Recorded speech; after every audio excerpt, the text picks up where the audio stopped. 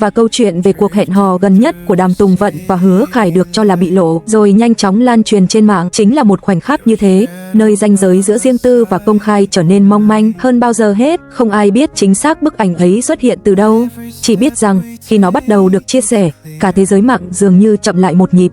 Bức ảnh không rõ nét, ánh đèn vàng, một con phố không quá đông, hai dáng người quen thuộc ngồi đối diện nhau trong một quán nhỏ, khoảng cách vừa đủ gần để thấy sự thoải mái, vừa đủ xa để không quá phô trương.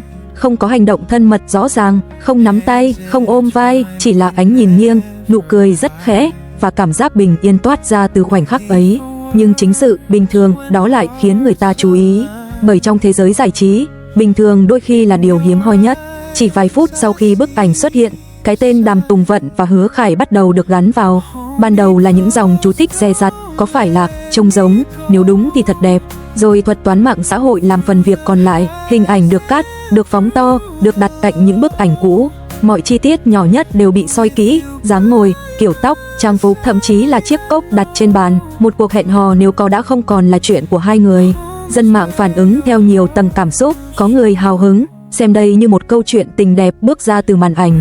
Có người bình thản, chỉ lướt qua rồi mỉm cười. Có người lại hoài nghi, cho rằng tất cả chỉ là sự trùng hợp được thổi phồng. Nhưng dù ở phe nào, họ đều không thể phủ nhận một điều. Câu chuyện này khiến người ta muốn dừng lại lâu hơn một chút giữa dòng tin tức ồn ào. Fan của cả hai là những người cảm nhận rõ nhất sự giằng xé. Một mặt,